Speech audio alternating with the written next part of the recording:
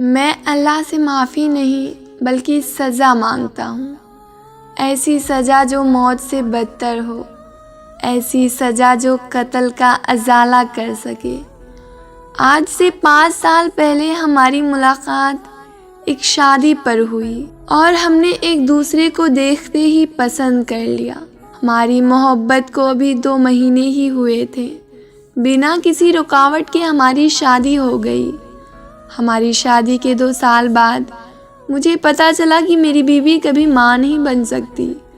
ہم دونوں نے اللہ کی رضا مان کر خود کو حوصلہ دے لیا، اور معاشرے کی باتوں نے میرا حوصلہ زیادہ دیر تک قائم نہیں رہنے دیا، اور میں نے معاشرے کے باتوں میں آ کر دوسری شادی کا فیصلہ کر لیا۔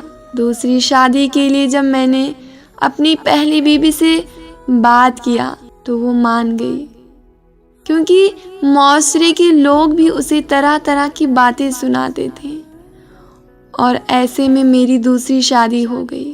شادی کے بعد وہ بالکل سی چپ چاپ سے رہنے لگی، سارا دن گھر کے کام کرتی رہتی تھی اور شام کو اکیلی ایک کمرے میں سو جاتی تھی۔ میرا دوسری بیوی کا اور میرے گھر والوں کا بہت زیادہ خیال رکھتی تھی، کبھی بھی اس نے کوئی شکوہ نہیں کیا تھا۔ اور پھر ایک دن اس نے تنگ آ کر خودکشی کرنے کی کوشش کی۔ ہم سارے گھر والے فوراً اسے ہسپتال میں لے گئے۔ وہاں مجھے ماہر نفسیات نے بتایا کہ یہ بائی پولر ڈس آرڈر کی بیماری میں مبتلا ہے، اور میں نے یہ بیماری پہلی دفعہ سنی تھی۔ بائی پولر ڈس آرڈر ایک ایسی خطرناک بیماری ہے جس میں مبتلا شخص ہنستے ہنستے رونے لگتا ہے اور روتے روتے ہنسنے لگتا ہے۔ یہ بیماری ڈپریشن کی آخری اسٹیج پر ہوتی ہے۔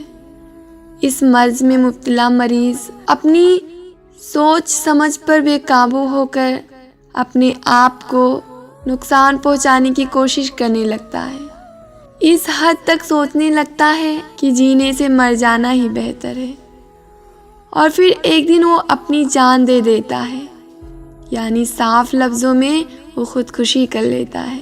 ایسی بیماری کا سن کر مجھے بہت زیادہ تکلیف ہوئی۔ میں نے اس کی اس بیماری کا فوراً ٹریٹمنٹ شروع کروا دیا اور دن رات اس کا خیال رکھنے لگا۔ وہ کسی سے کوئی بات نہیں کرتی تھی، بس بالکل چپ چاپ بیٹھی رہتی تھی۔ دن بدن اس کی حالت اور زیادہ خراب ہونے لگی تھی۔ ایک دن اس کی میڈیسین لینے میں مارکیٹ چلا گیا۔